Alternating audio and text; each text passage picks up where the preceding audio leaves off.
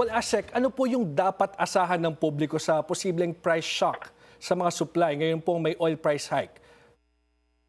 Sa ngayon po, no, sa huli namin pakikipag-ugnayan sa ating mga manufacturers ng basic necessities, sapat po ang kanilang inventory. Ibig sabihin po nito, meron pa silang old stocks or old supplies na nasa kanilang mga warehouses at sapat po ang ating supply, hindi pa po magtataas sa ngayon ang ating basic necessities at commodities sa ilalim po ng. Okay, sabi niyo po sapat ang inventory according to the manufacturers, pero hanggang kailan po sasapat itong kanilang supply? Sa huli po natin pakikipag-ugnayan sa kanila, it's about 2 months level of inventory. 2 months. Ngayon po, yesterday nagkaroon pong ng meeting yung National Price Coordinating Council. Maaari niyo po ba kaming balitaan kung ano pa yung mga napag-usapan doon at siguro mga possible ways para makontrol o hindi tumaas yung presyo ng mga basic goods? Okay. Bilang ito po ay isang fuel or oil issue, no? We're taking the lead from the Department of Energy kung ano po talaga ang gaano katagal itong ating crisis at gaano kataas ang pagtaas ng presyo ng pump prices natin.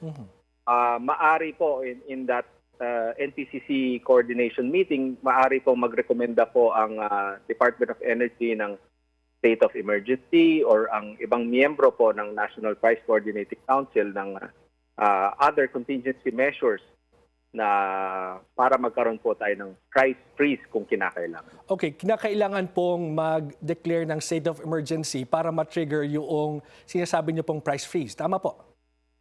Correct po. Sa ilang po na batas, there has to be a declaration of national emergency para po magkaroon ng price freeze. At with that, mananatili po sa prevailing prices ang ating basic commodities, basic necessities and price commodities. But are there any indicators po? Sabi niyo, naghihintay kayo ng gabay sa DOE. But are there any indicators na posibleng ideklara itong state of emergency?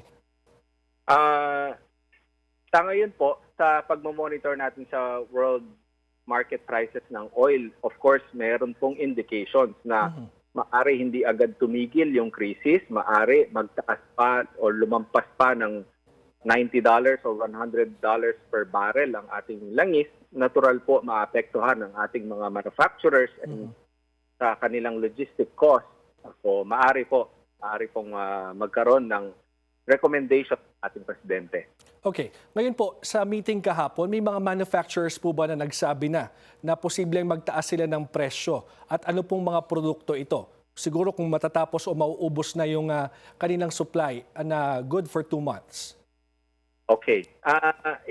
Kung maaari ko lang pong i-update ang ating publiko, ang ating mga consumers, on Monday, Lunes po, makipagpulong po ang DTI sa pangunguna ng ating Secretary Chris Roque sa ating mga manufacturers of basic necessities. Kasama na po dyan ang tinapay, instant noodles, ang ating mga dilata, para alamin po ang current level of inventory at ang kanilang mga challenges or kung kanilang hinaharap na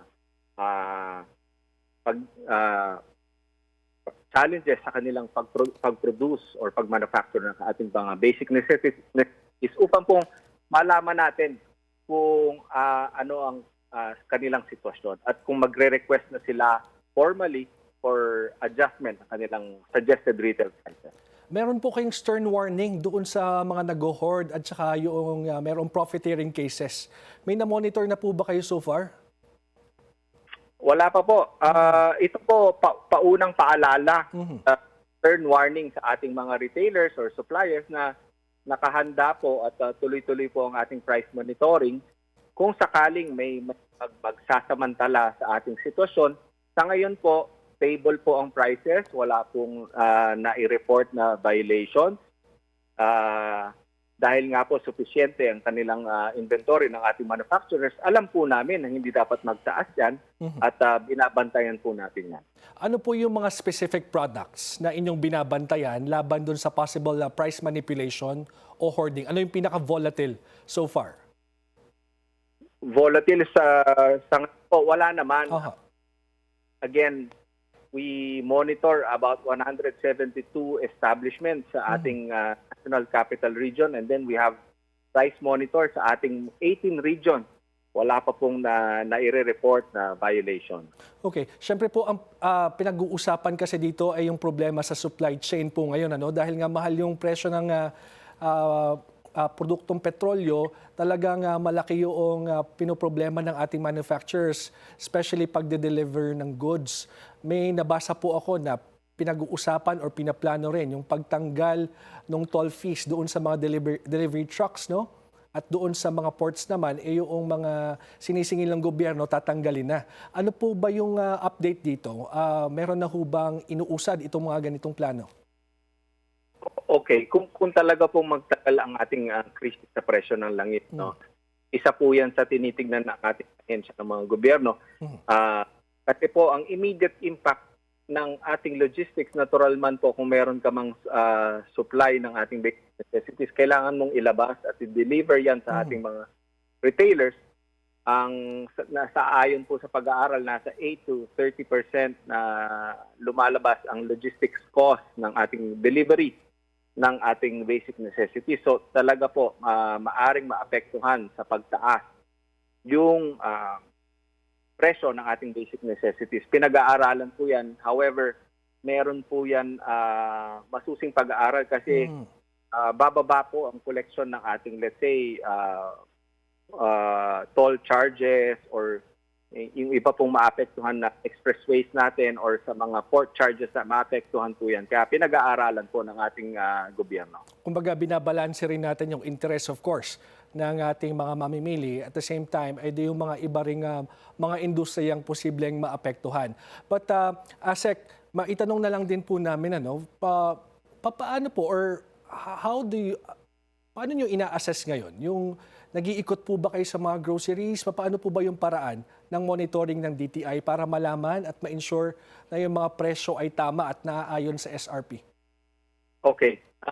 Ang price monitoring po natin, weekly po yan sa ating major retailers and groceries and supermarket. Physically, pinupuntahan po yan. Bumababa at umiikot ang ating mga price monitor. Dala po nila yung kanilang reference guide sa SRP bulletin natin at tinitingnan isa-isa yung mga produktong covered ng ating